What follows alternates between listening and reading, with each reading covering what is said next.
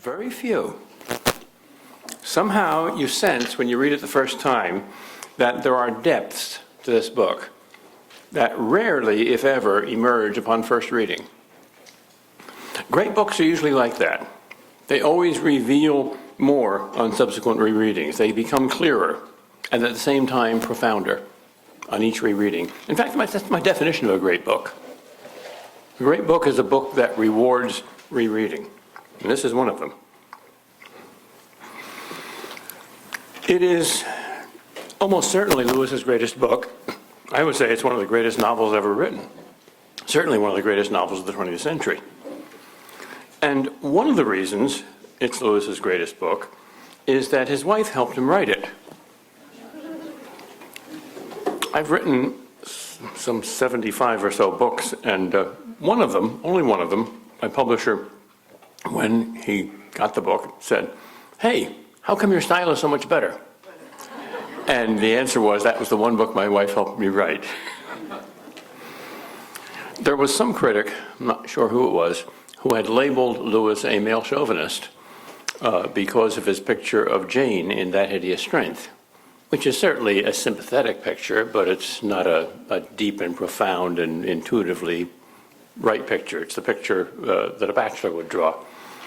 And that critic, I'm not sure who it was, supposedly, I don't know if the story is apocryphal or not, read the manuscript of this without knowing that it was Lewis, and said, this couldn't have been written by a man.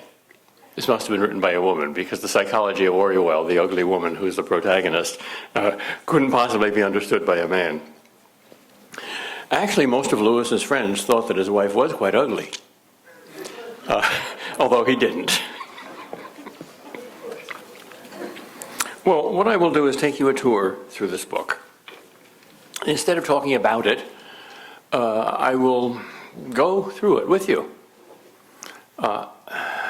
That's, in my experience, the best way to teach a great book.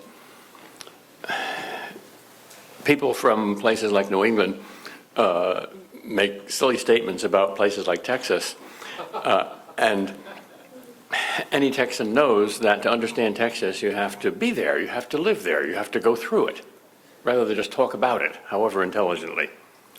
So what I will do is very simple. I'll just pick out important passages and comment on them. But first, I should say something about the 5 main aspects of this story: the plot, the characters, the setting, the style, and the themes. The style is a very spare style, a much more clear, simple, and modernist kind of style. A style quite different from the style of either the Narnia Chronicles or the Space Trilogy, both of which are delightful to read, but if and only if you have a love affair with words. It's a semi-Chestertonian style. This instead is a style that's calculated to appeal to almost everyone, I think. It's clear and hard, like the Greek sunlight. The setting is Glome, a pagan kingdom, probably in Macedonia, not too far from Athens, in pre-Christian times. The subtitle is A Myth Retold. Lewis's love of ancient mythology extended to Greek and Roman mythology, as well as Northern mythology, which he loved even better. And he viewed mythology in a much more, you might say, liberal or ecumenical way than most Christians did. He thought there was profound truth in it. He picked up on a statement by G.K. Chesterton in The Everlasting Man, which book, by the way, he credited more than any other that he ever read for his conversion, where Chesterton says, just as God prepared humanity for the incarnation by the Jewish prophets, and also, as many of the church fathers add, by the Greek philosophers, who were certainly not infallible, but nevertheless paved the way with profound truths. So there's a third stream of preparation for the gospel, that is ancient pagan mythology, which is even more compromised than Greek philosophy, but has profound gems of wisdom in it. How in the world did almost all cultures get this idea of a dying and rising God, and of God saving his people. In Norse mythology, it goes so far as to have Odin hanged from a tree, sacrificing himself to himself for the sins of his people. This is pre-Christian imagery. Quite amazing. In Paralandra, Ransom finds that what is myth on earth is fact in Paralandra, and then he realizes that earthly mythology is gleams of celestial beauty falling on jungles of filth and imbecility, because it's based on a solider reality than we think, but it's at a greater distance from its base. That's his notion of pagan myths. So his favorite myth, and what he thinks, I think rightly, is the most Christian of the Greek myths, is the myth of Cupid and Psyche. Psyche, the beautiful, holy woman whose face is as beautiful as her soul. In mythology, by the way, we almost always have the sacramental union of body and soul. In modern thought, we usually have the contrast between them. Beauty and the Beast is a more typically modern fairy tale. In an older fairy tale, a beautiful soul always manifests itself in a beautiful face. Well, Psyche, of course, means soul, and Cupid means love. So Lewis interprets this as an allegory of the ultimate nature of religion, the love affair between the God of love and the human soul. So this is a deeply religious book and a deeply Christian book, even though it's purely pagan. And in fact, the issue of monotheism versus polytheism does not at all arise. Whatever is said about the gods in the plural, which is what the pagans knew, could also be said about God. So you can transcribe the issues, the questions, the themes of this pagan book almost perfectly into a Christian and monotheistic context.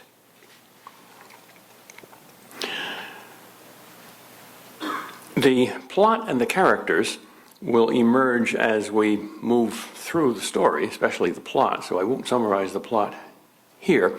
The main character, Orual, is one of three sisters, princesses, fathered by a rather ugly and nasty king.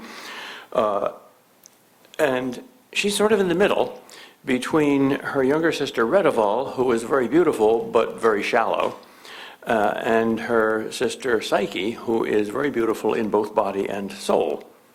In fact, people sometimes call her a goddess.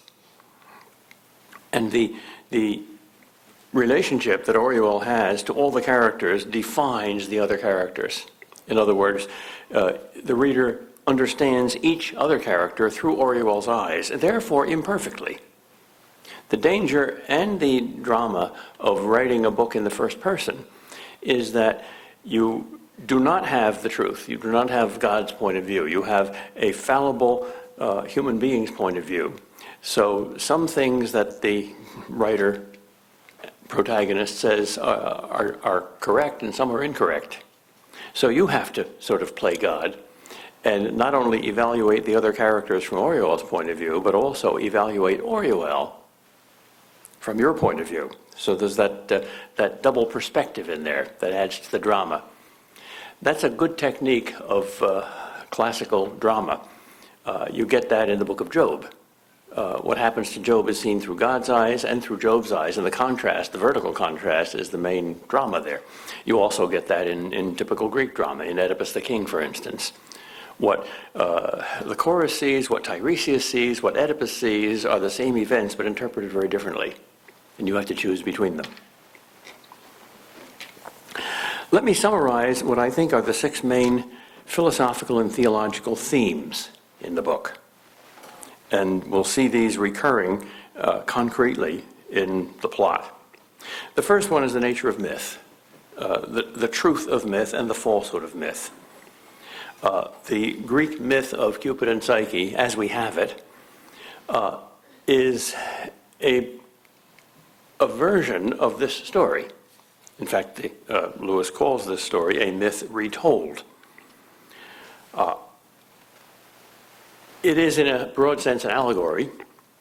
Psyche is the human soul, and the God that she weds is the God of love.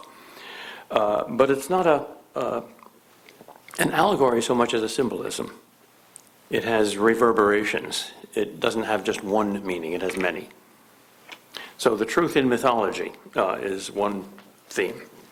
A second is the theme of redemption, a very Christian theme. This is a much more hopeful kind of myth, a much more upbeat kind of myth than most, especially in Norse mythology, which Lewis loved above all, as did Tolkien, even though it's the most pessimistic of mythologies. In Norse mythology alone, the gods lose to the frost giants or the demons. Evil is stronger than good, and there's very little hope, although there's a tiny chink of hope at the end. Here we have, instead, a comedy, in the sense that it has a happy ending. Although, like a Dostoevsky story, you have to go through 900 pages of hell to get to 1 page of heaven. So there's a theme of redemption. A third theme is why religion is so mysterious and why faith is not rational, why there is a contrast between holy places and clear places. One of the questions asked frequently by Oriol is, why must holy places be dark places?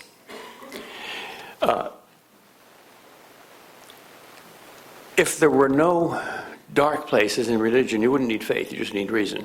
And in heaven, you won't need faith. Faith and hope disappear, like the first 2 stages of a 3-stage rocket once you're in heaven, and all you need is love. But here, you absolutely need faith. Why? Bertrand Russell, on his deathbed, was visited by a preacher who said, Bertie, you know you're going to die in a few days. You've been a lifelong atheist, and you know the human mind is fallible, so you know you might be wrong, and you might find out that there is a God after all. Don't you think? Almost all of my life, I thought the idea, which I classified as a liberal, in a bad sense idea, of collective responsibility was a silly one. Only individuals make choices, therefore only individuals are responsible. And then I read Dostoevsky, and he convinced me that that wasn't true. He convinced me that there are no such things as victimless crimes, and we're all parts of each other. But no theologian could do that. Another issue that novels can do that philosophy can't do is fate and free will, or predestination and free will. How can you reconcile those two things? The clearer your concept of them, the more self-contradictory they seem. And yet every good story ever written convinces you that there is fate, it's not just random, that's not a good story, and unless there's free will, it's not a good story either. So you see the coincidence, the identity even, of fate and free will in stories, even though you can't understand it. So stories can do remarkable things in opening our eyes. A fourth problem, a very obvious problem, is the problem of evil. Why is there evil? Why is there injustice? Why must we suffer? What good is evil? If the gods have at least some sort of providential control of the world, why don't they make it better? And does anything good come out of the evil that is obviously permitted by divine predestination? A fifth theme is the nature of love and the difference between different kinds of loves. If you want to understand Lewis's psychological presuppositions about love that form a part of this book, read his book, The Four Loves. Each of the four loves, except for charity, can go bad or good. So Oriol is a deeply flawed character, but nevertheless a deeply loving character, and a character who is saved in the end, precisely through her love, even though it is a false and perverted love. It's a jealous love. But in order to have something perverted, you have to have aversion before there's a perversion. Corruptio optimi pessima, the corruption of the best things is the worst things. So when you find something really bad, which you do in Oriol, you also find something really good that it's a perversion of. So how do you sort that out? finally, the theme of the role of reason and the irrational and the relation between the two. Lewis says in Surprised by Joy that before his conversion, the two hemispheres of his mind were in sharp contrast. On the one hand, a many-islanded sea of mysticism and myth and fairy tales. On the other hand, a glib and shallow scientific rationalism. And until he discovered Christ, nothing catalyzed those two things and brought them together. Well, Orihuel has two main influences in her life, two main philosophical claims. One is the old priest, who Lewis would describe as something like minestrone soup. Dark and mysterious and heavy, but profound and nourishing.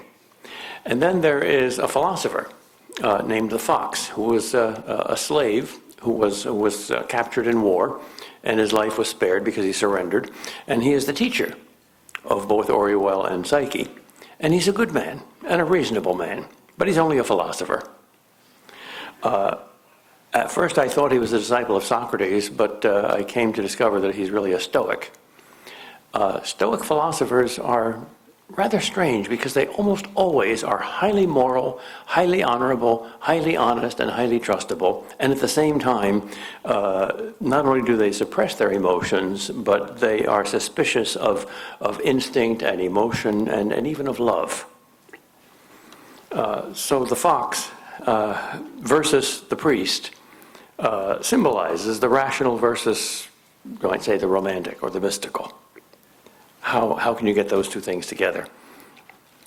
Orihuel, at one point in the novel, confesses almost in the literal words of Lewis's own autobiography that the two halves of her life, symbolized by the fox and the priest, each were very strong but could not possibly get together. It was a very creative kind of schizophrenia.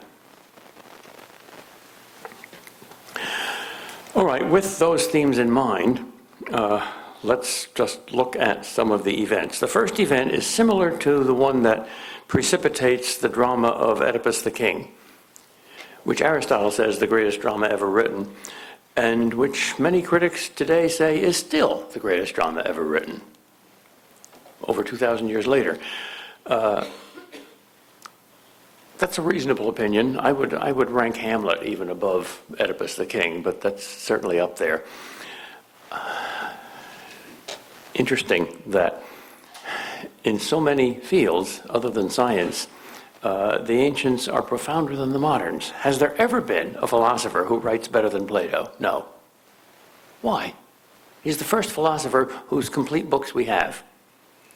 And everybody after him is less than him. Don't know why. I suppose the answer to that question is we're all bedeviled by this idea of evolution, which may be true biologically, but I don't think is true spiritually. So what is great can only begin great. We're obsessed with acorns growing into oak trees, and we forget that all acorns come from oak trees. Anyway, like Oedipus the King, this begins with a curse. The land is under a curse. The river does not flow. The crops do not grow. Plague breaks out. And because the ancient sense of justice is so strong, primitive, and certainly not infallible, but nevertheless strong, Christian tradition, the whole point of the Abraham and Isaac story comes in at the end, that God does not want human sacrifice. When God said to Abraham, sacrifice Isaac, Abraham probably said, well, of course, this God is like all the pagan gods. This is the supreme test.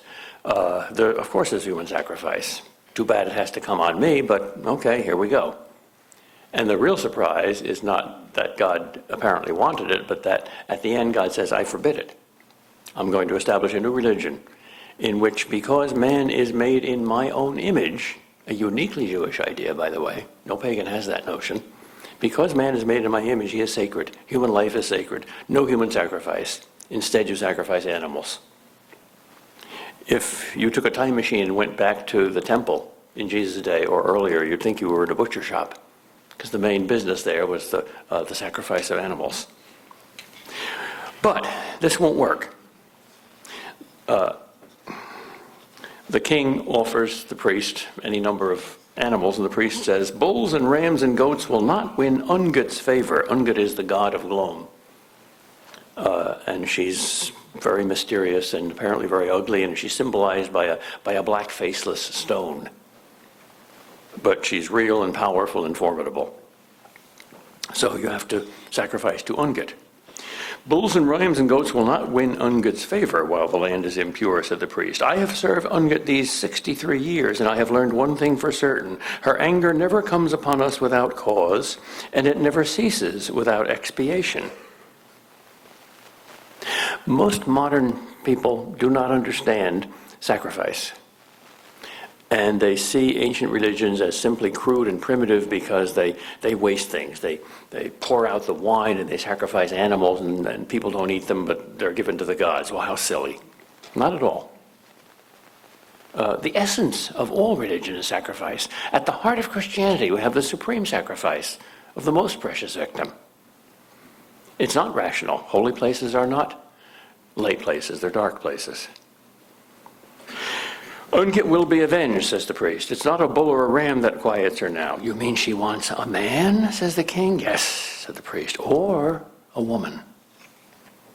And now the king trembles because he has 3 daughters. How is the offering made, said the king. It has never happened in my time. The victim, said the priest, must be given to the brute. Who is the brute? For the brute is, in a mystery, Ungut herself, or Ungut's son. And he is the god of the mountain, or he is all of these. Typical ancient pagan religion, things flow in and out of each other. The victim is led up the mountain to the holy tree, and bound to the tree, and left there. Then the brute comes. Well, you're probably thinking, oh, this is an allegory. The tree is the cross, and the brute is Satan, and the victim is Christ. Well, it's not an allegory, but it's a symbolism. And it's a confused vision in pagan thought of the profoundest of Christian mysteries. That is why you angered Ungut just now, king, when you spoke of offering a thief. In the great offering, the victim must be perfect. For in the holy language, a man so offered is said to be Ungut's husband, and a woman is said to be the bride of Ungut's son. And both are called the brute's supper. And when the brute is Ungut, it lies with the man. And when it is her son, it lies with the woman. Either way, there is a devouring. Now, you look at these pictures and it's like watching MTV. Boom, boom, boom, boom, boom. What's going on? It's not rational. But there's something profound there. Confused but profound. Many different things are said, many sacred stories, many great mysteries. Some say the loving and the devouring are all the same thing. For in the sacred language we say that a woman who lies with a man devours the man. That's why sexual intercourse is called in French le petit mal or le grand mal. It's a kind of death. That is why you are so wide of the mark, king, when you think a thief or an old worn-out slave or a coward taken in battle would do for the great offering. The best in the land is not too good for this office. At this point, the fox, who is the king's slave, the reliable philosopher, speaks out. Master, let me speak. Speak on, said the king. Do you not see, master, said the fox, that the priest is talking nonsense? A shadow brute is to be an animal, which is also a goddess, which is also a god, and loving is to be eating. A child of sex can talk more sense. And a moment ago, the victim of this abominable sacrifice was to be the accursed, the wickedest person in the whole land, offered as a punishment. Now it is said to be the best person in the whole land, the perfect victim, married to the god as a reward. Ask him which he means. It can't be both. Is the fox right or not? Well, that depends on how deeply you understand Christianity. If you don't understand it very deeply, you say, of course the fox is right. It's perfectly logical. If you do understand it, you say, everything here is true. The priest replies, We are hearing much Greek wisdom this morning, King, and I have heard most of it before. I did not need a slave to teach it to me. It is very subtle, but it brings no rain and grows no corn. Sacrifice does both. It does not even give them boldness to die. That Greek there is your slave, because in some battle he threw down his arms and let them bind his hands and lead him away and sell him, rather than take a spear thrust in his heart. Very rational thing to do, but not very courageous. Much less does it give them understanding of holy things. They demand to see such things clearly, as if the gods were no more than letters written in a book. I, King, have dealt with the gods for 3 generations of men, and I know that they dazzle our eyes and flow in and out of one another like eddies on a river, and nothing that is said clearly can be said truly about them. Holy places are dark places. It is life and strength, not knowledge and words, that we get in them. Holy wisdom is not thin and clear like water, but thick and dark like blood. I remember when I first read this is a very compromising confession, that I thought, oh, the fox is obviously my hero and the priest is a fool. And this makes no sense at all, and the fox is going to triumph over the priest in the end, and light is going to cover this darkness. And then, as I reread it a second and third time, I realized, oops, it's the opposite. Lewis is writing this book to foxes like us, and he's trying to rehabilitate the priest. And he's doing it in a very clever way, but because at first the priest is not a very attractive character. He's very barbaric. But as the story progresses, you realize that his wisdom, though flawed and in need of light and correction, is quite much profounder than the fox's.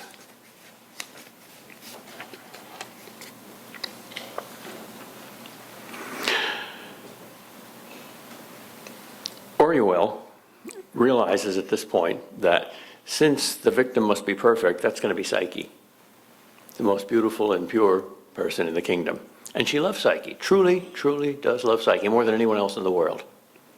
So she courageously offers to stand in for Psyche in her place. The king, who doesn't really love either of his daughters, doesn't much care, doesn't want any of his possessions to die, but when Oruel offers to stand in for her sister,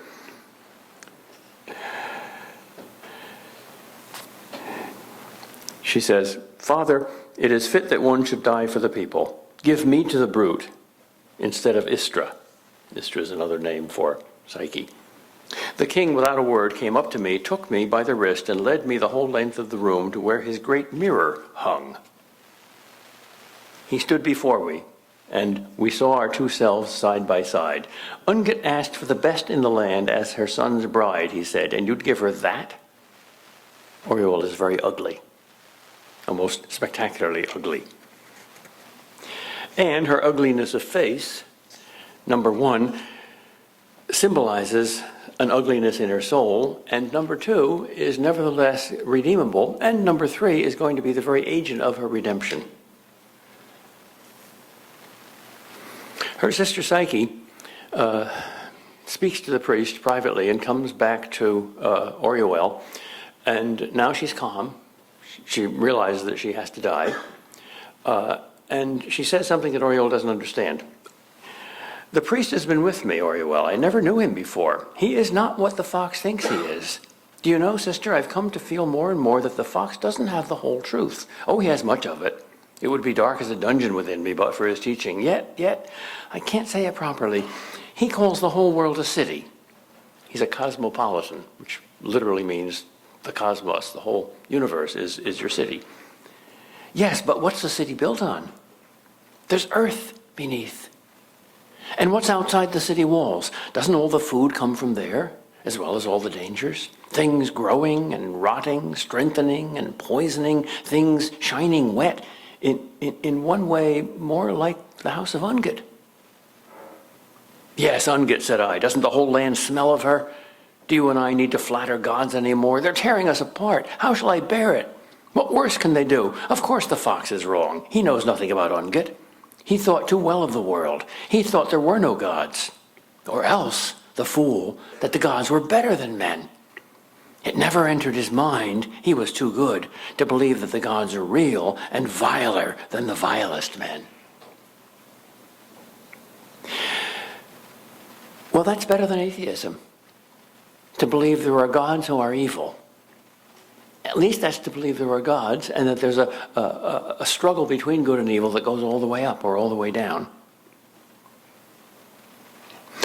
Or perhaps, said Psyche, that there are real gods, but they don't really do those evil things.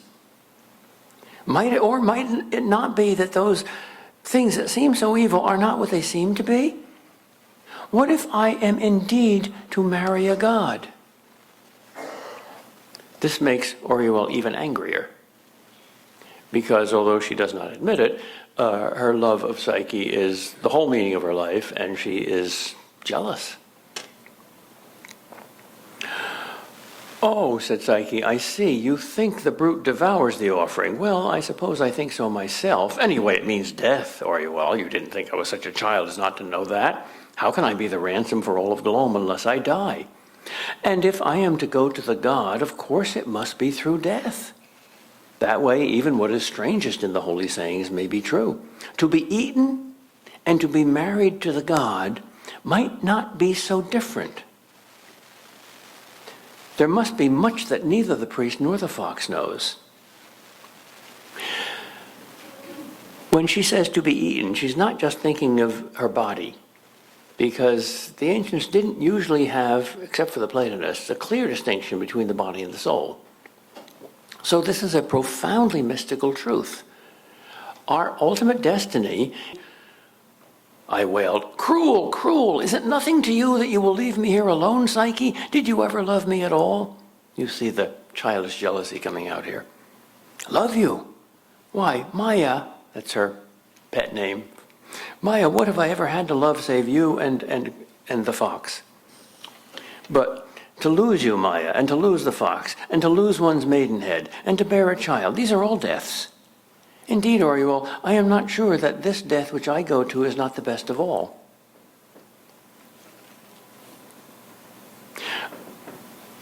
I must tell you something, Oriol, which I never told to anyone, not even to you. I have always, at least ever since I can remember, had a kind of longing for death. I said, Psyche, have I made you so little happy as that? No, no, she said, you don't understand, not that kind of longing. It was when I was happiest that I longed the most. It was on happy days when we were up there on the hills, the three of us, with the wind and the sunshine, when you couldn't see the palace. Remember? The color and the smell and looking across at the gray mountains in the distance. And because it was so beautiful, it set me longing, always longing. Somewhere else there must be more of it. Everything seemed to be saying, Psyche, come. But I couldn't come, not yet. And I didn't know where I was to come to. It hurt me. I felt like a bird in a cage when the other birds are flying home. Now, those of you who know Lewis recognize this as Lewis's signature theme, Sehnsucht. The mysterious longing, Augustine's restless heart for that which cannot be defined and that which cannot be fully attained in this life. The thing that, though it is a hunger, is better than any other food. Though it's a failure, is better than any other success. And Oriol doesn't understand this at all. Psyche goes on, the sweetest thing in all my life has been this longing to reach the holy mountain, to find the place where all the beauty came from. Oriol replies, that was the sweetest thing in your life? How cruel you are. Your heart is not of iron, it is of stone. But she went on, my country, the place I ought to have been born. Do you think that all meant nothing? All the longing for home? For now it feels not like going, but like returning. All my life, the god of the mountain has been wooing me. Oh, look up once at least before the end and wish me joy. I am going to my lover. Do you not see? I only see that you have never loved me, said I. It may well be you are going to the gods. You are becoming cruel like them. All right, there's the central dramatic conflict within Oriol between her love and her hate, which she mistakes for love, her jealousy. She is, of course, idolizing Psyche. Though Psyche loves Oriol, she does not idolize Oriol. She loves the god, however unknown and mysterious the god may be. Oriol, on the other hand, since she does not love the god, idolizes Psyche. Well, she is taken and offered, left at the tree, and the next day they see that she is not there, so everyone assumes that she has been killed by something. Oriol seeks comfort from the fox. And he rationalizes it. He said, what happened is all part of the same web which is called nature or the whole.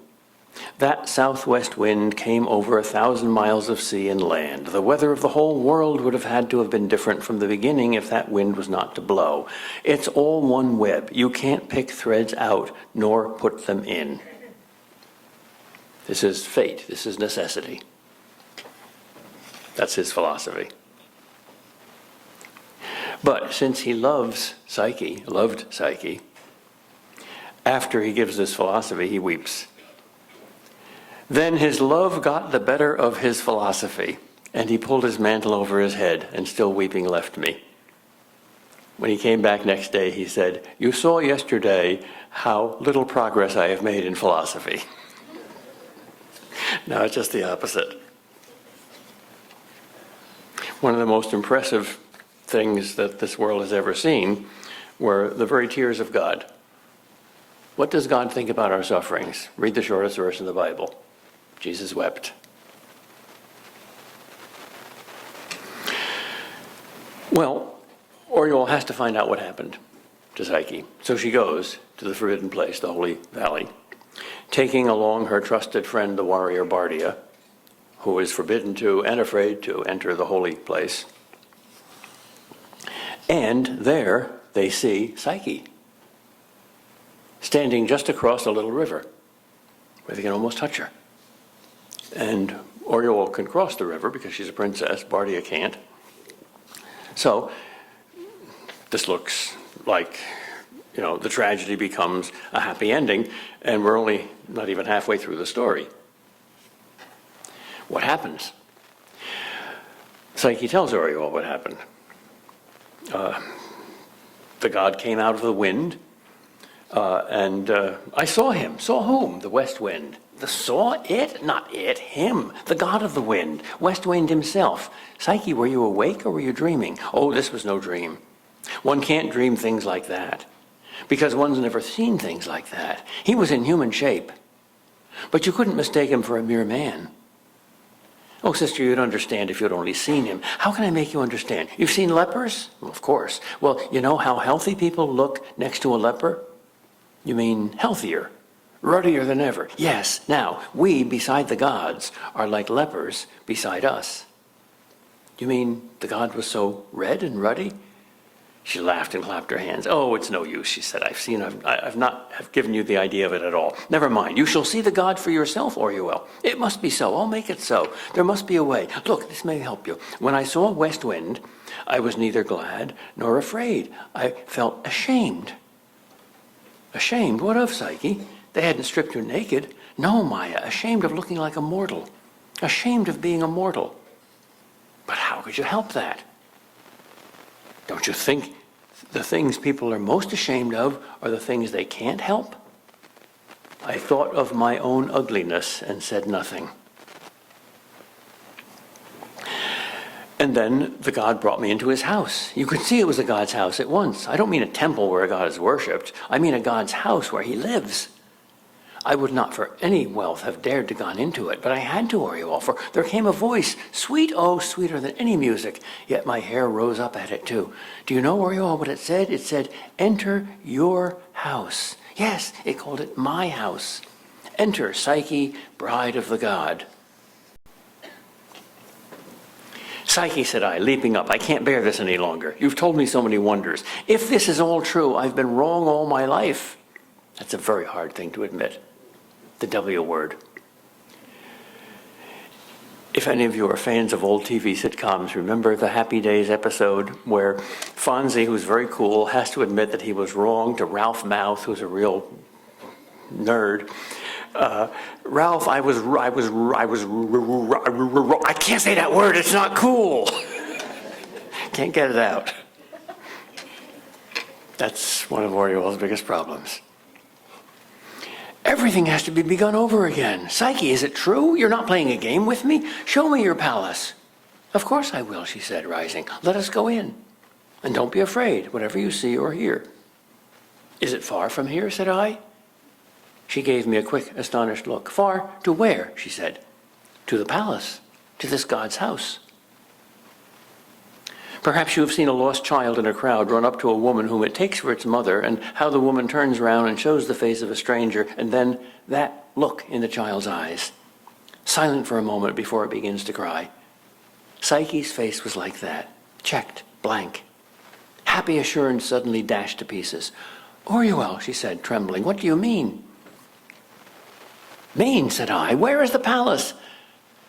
How far have we go to reach it? She gave a loud cry. Then, with white face staring hard into my eyes, she said, this is it, Oriol. It is here. You are standing on the stairs of the great gate. Oriol cannot see the palace. Here is a test. A number of readers, maybe a quarter, among my students, that's my estimate, think that the palace is just in Oriol's mind. The other 3/4 think that it is real and she simply can't see it. I think that's a test of how much faith you have. Oh, Maya, you can't see it. For you, it is not there at all. Oh, I am so sorry. I came almost to a full belief. She was shaking and stirring me a dozen different ways, but I had not shaken her at all. She was as certain of her palace as of the plainest thing, as certain as the priest had been of Ungit when my father's dagger was between his ribs. Has courage. I was as weak beside her as the fox was beside the priest. This valley was indeed a dreadful place. There might be 100 things in it that I could not see. Can a Greek understand the horror of that thought? Years after, I dreamed again and again that I was in some well-known place, the pillar room in our palace, and everything I saw was different from what I touched. In the dream, I would lay my hand on the table and feel warm hair instead of smooth wood, and the corner of the table would shoot out a hot, wet tongue to lick me. And I knew by the mere taste of them that all those dreams came from that moment when I believed I was looking at Psyche's palace and did not see it. For the horror was the same, a sickening discord, a rasping together of two worlds, like the two bits of a broken bone. Here is our rational, visible world. Here is the mysterious, invisible world. Suppose they're both real. How do you get them together? Why must holy places be dark places? With the horror came the inconsolable grief. For the world had broken in pieces, and Psyche and I were not in the same piece. Oriol's God has departed. There's only one thing Oriol can do. She cannot endure this. And she cannot see because she cannot believe. Have done with this, Psyche, I said sharply. Where is this God? Where is this palace? Nowhere. It's in your fancy. Where is he? Show him to me. What is he like? Martin Buber, perhaps the greatest Jewish theologian of modern times, was very famous. And an atheist came to him, a famous atheist, a philosopher. And he said, I've been an atheist all my life, but I love you and I respect you. And if anybody can convince me that God exists, it's you. So please prove to me that God exists. And Buber said, I do not have a proof in my back pocket that I can give you. Is that all you have to say to me? That is all I have to say to you. You are a fake, the philosopher said. By the way, the philosopher is writing this story in his autobiography. The title of the chapter is The Day I Met Martin Buber. Reject that fact and to disobey the God's commandment. The forbidden fruit here is bringing light into the God's chamber so that you see his face with your physical eyes. This is forbidden. So Oriol is going to tempt Psyche to disobey the commandment. She is going to play the part of the serpent. However, as she exits the place, she gets just a glimpse of the palace. It's foggy, it's misty, but she says, when I lifted up my head and looked once more into the mist across the river, I saw something that brought my heart into my throat. There stood the palace. Wall within wall, pillar and arch, labyrinthine beauty. And then a moment later it disappears. So she writes, now you who read give judgment. That moment when I either saw or thought I saw the God's house, does that tell against the gods or against me? Would they, if they answered, make that a part of their defense? Would they say it was a sign, a hint, beckoning me to answer the riddle one way rather than the other? I will not grant them that. What is the use of a sign that is only another riddle? If the gods had an honest intention to guide us, why is their guidance not plain? Psyche could speak plain when she was 3. Do you mean the gods have not yet come so far? She refuses the fact that holy places are dark places. So she looks for a rational explanation. She gets one from Bardia. She gets another one from the fox. Bardia thinks it's the brute. It's an evil god who is hypnotizing her. And the fox thinks it's simply a vagabond, a man who has raped her and has blinded her. And she loves those two explanations because it justifies her. So now she has to redeem Psyche from either the brute or this evil man. How is she going to do that? How can she persuade her to come back? She's there. She's real. Well, here comes the darkest event in the whole story. I now saw that I had taken both Bardia's explanation and the fox's, each while it lasted, for certain truth. Yet one must be false. And I could not find out which, for each was well rooted in its own soil. If the things believed in Glome about the gods were true, then what Bardia said stood. If the fox's philosophy were true, then what the fox said stood. But I could not find out whether the doctrines of Glome or the wisdom of Greece were true. I was the child of Glome and the pupil of the fox, and I saw that for all my years my life had been lived in two halves, never fitted together. Exactly like C.S. Lewis himself. I must give up then trying to judge between Bardia and the fox. As soon as I said that, I saw, and wondered I had not seen before, that it made no difference. For there was one point on which both agreed. Both thought that some evil or shameful thing had taken Psyche for its own. Murdering thief or spectral brute, did it matter which? The one thing neither of them could believe, it was that anything good or fair came to her in the night, as she thought. No one but myself had dallied for that thought even for a moment. Why should they? Only my desperate wishes could have made it seem possible. The thing came in darkness and forbade itself to be seen. What lover would shun his bride's eyes unless he had some terrible reason for it? Why was our first commandment so arbitrary and irrational? See all these fruits in the garden, Adam, that I have created? They're all good. Now this one is forbidden. Don't eat that when you can eat all the other ones. Why? I won't tell you.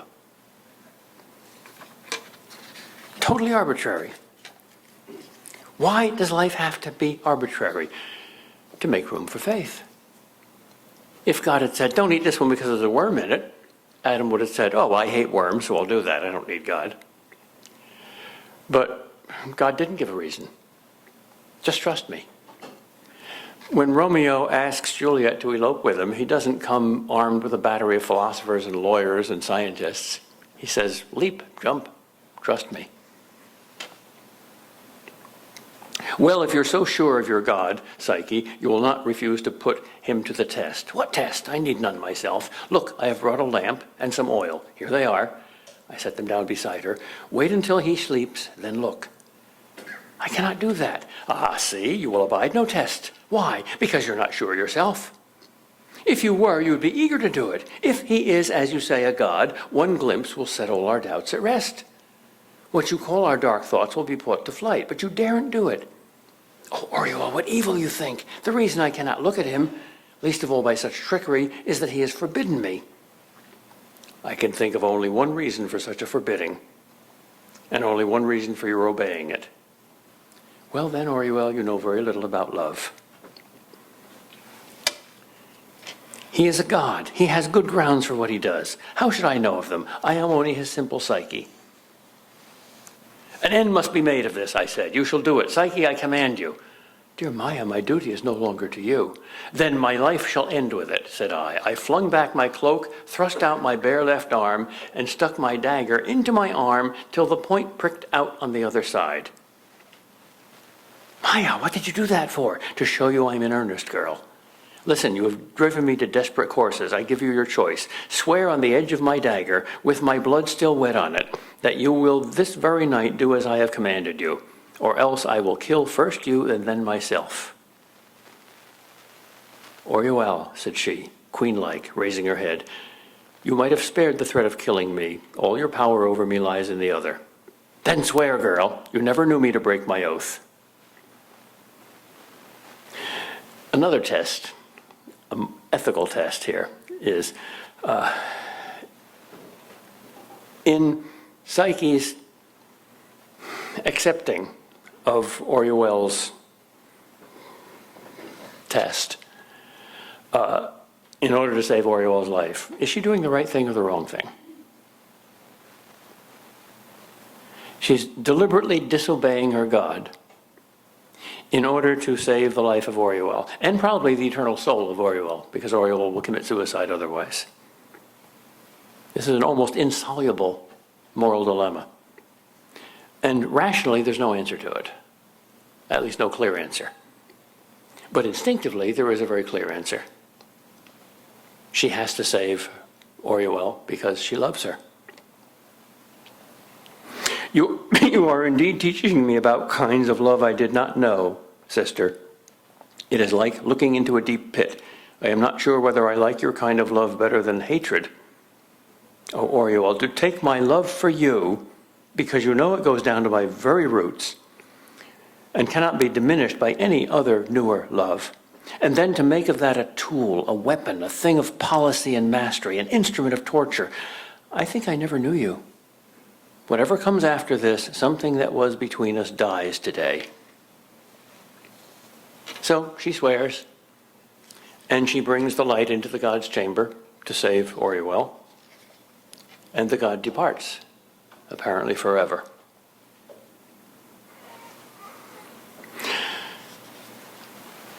We're halfway through the book, and maybe I shouldn't leave time for questions until after we finish the book, but maybe I should. It's 11:30. We're supposed to end at 11:35, right? Yes. What do you think? We do 5 more minutes of text or 5 minutes of questions? Text, yeah, let's do the story. Oriol, apparently successful now, is leaving the holy place, and she has another vision. She has seen for a moment the palace, and now she sees for a moment the god. There came, as it were, a lightning that endured. That is, the look of it was like the look of lightning, pale, dazzling, without warmth or comfort, showing each smallest thing with fierce distinctness, but it did not go away. In the center of the light was something like a man. The shadow brute that I and all of Glom had imagined would have terrified me much less than the beauty his face wore. And I think anger in that face, or what men call anger, would have been more supportable than the passionless and measureless rejection with which it looked upon me. Most terrifying verse in the Bible, I think, is, "Depart from me, I never knew you." I hate you at least recognizes the importance of your existence. I never knew you. Well, what God doesn't know doesn't exist. He rejected, denied, answered, and worst of all, he knew everything I had thought and done and been. He made it to be as if from the beginning I had known that Psyche's lover was a god, and as if all my doubtings and fears and guessings and debatings and questionings of Bardia and the fox and all the rummage and business of it had been trumped up foolery, dust blown in my own eyes by myself. Yep. Or as they say in Maine, yep. And now the god speaks. Now Psyche goes out into exile. Now she must hunger and thirst and tread hard roads. Those against whom I cannot fight must do their will upon her. This is not the supreme God. This is just a kind of angelic instrument of a God. And there are demons that are stronger than him, or laws that he cannot disobey. So poor Psyche must now go through a horrendous purgatory. And you, woman, your fate is that you must know yourself and your work. And you also shall be Psyche. What does that mean? Very mysterious. We don't find that out until the very end. The voice and the light both ended together as if one knife had cut them short. Then, in the silence, I heard the noise of the weeping. This is, of course, Psyche weeping. Because the God, the source of all her joy, has left her. I never heard weeping like that before or after, not from a child, not from a man wounded in the palm, not from a tortured man, not from a girl dragged off to slavery from a taken city. If you heard the woman you most hate in the world weep so, you would go to comfort her. You would fight your way through fire and spears to reach her. And I knew who wept and what had been done to her and who had done it. This is why we weep when we watch The Passion of the Christ, because we knew who did that. You know, Mel Gibson very beautifully has that scene where the Roman soldier is trying to nail Christ to the cross, and he's clumsy. He's never done a crucifixion before. So you hear a voice say, "Let me show you how to do it." And you just see a hand reaching for the hammer and taking the nail and putting it in Christ's hand and jamming the nail into the hand. That's Gibson's voice in Gibson's hand. He's a tortured soul, but he's a profound one. What now can Orual possibly do? How can she endure herself? She can't. So what does she do? She hides from herself. But how can you hide from yourself? Oh, very easily. You stick your head in the sand. You hide from others, thinking that you're hiding from yourself. And since she's ugly anyway, she covers her face with a veil. And no one ever sees her for the rest of her life. She writes, "My aim in this was to build up more and more that strength, hard and joyless, which had come to me when I heard the God's sentence, by learning, fighting, and laboring to drive all the woman out of me." She becomes a queen, a warrior queen, a kind of radical feminist. To call those people in our civilization which hate and fear all things feminine more than anyone else, to call them feminists is like calling cannibals chefs.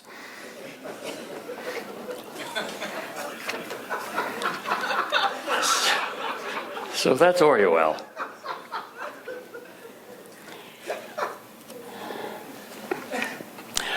I must now pass quickly over many years, though they made up the longest part of my life, during which I, the Queen of Glome, had more and more part in me, and I, as Orual, had less and less.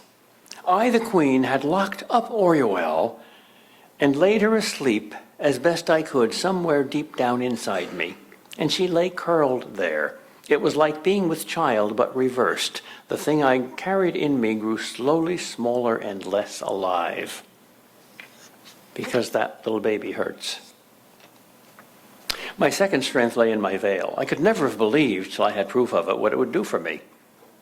As the years passed and there were fewer people in the city and none beyond it who ever remembered my face, the wildest stories got about as to what that veil hid.